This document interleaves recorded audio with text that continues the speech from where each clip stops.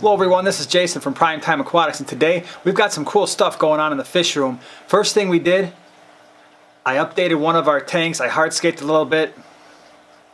Don't tell Joanna. So I did that. I'm going to show you that real quick.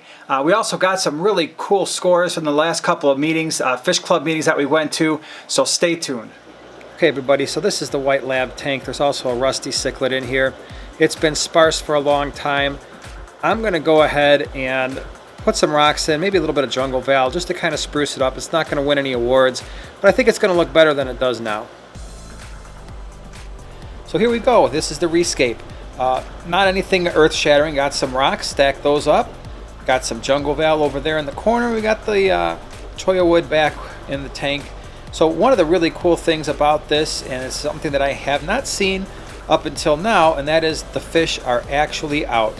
Every time I try to show this tank, the fish would be back there behind that sponge filter, and at least now they are out and about and they're kind of doing their thing. It's been a couple hours since we set this up, so it's really cool. So you know, it's interesting that sometimes the more structure you put in a tank, the more confident the fish feel. And with this tank being bare, they all huddled in the sponge filter. And now with the rock work out there, we've got the rusty cichlid out, we've got these white labs that are out, they're looking cool. Super exciting thing about this tank, and it's not going to be easy to see. One of the females is holding.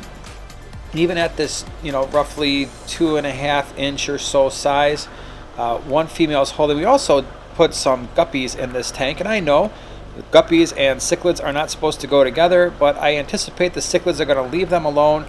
And it could also be a reason why they are out, and that is we put some fish in there that are just going to kind of show the cichlids, hey, it's fine, there's no danger here, you can come out, it's not a big deal. And we do that in some of our tanks, and again, yeah, guppies and cichlids, typically not a good mix, but like I said, I have a feeling, and there's the female that's holding, by the way, right there, right up front, but I have a feeling this mix in this tank will work out just fine. If it doesn't, we'll figure something out. We're not going to have guppies get beat on just for the sake of getting the cichlids out, but I suspect everything's going to work out just fine.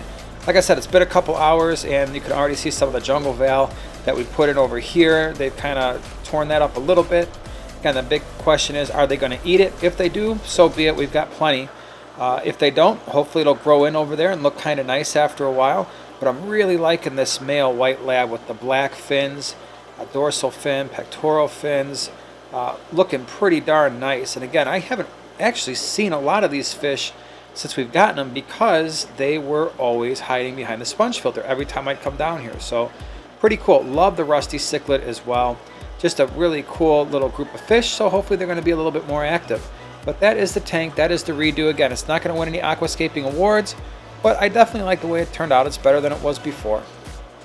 In other news in the fish room, and this is one of the reasons why I like the fish club so much, we were at one of our club meetings, and there's the little auction afterwards, and we got this gigantic bag of sponge filters, the vast majority of which are the ATI sponge filters that we use anyway.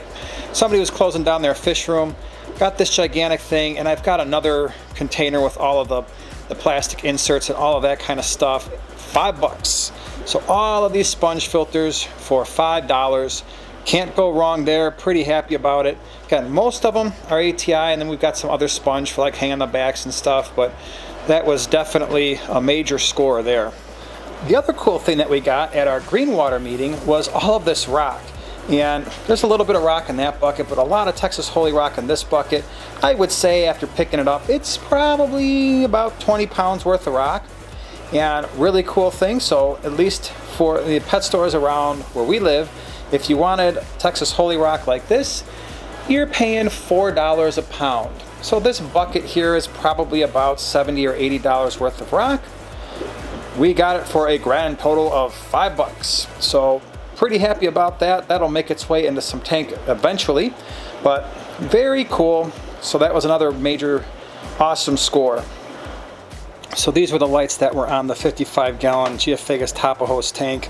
They broke, and they've been out now for about a week or so, and they lasted, I don't know, a couple, 2-3 years, but it's a bad design, and just because there's nothing separating the lights from the water, they started flickering, and then eventually they went out. And so now went out and I just bought this Beamworks light. It's a 48 inch, it's on Amazon, it was like 50 bucks. Figured I'd give it a try, and I gotta say I'm pretty happy with it so far. Light's coming out pretty good. I like the way the tank is illuminated, like the way the fish look. So we got that updated, so that's pretty cool, that we can see our fish again. All right, everybody, so that tank looks better. It's not gonna win any awards, but we're happy with the way it looks.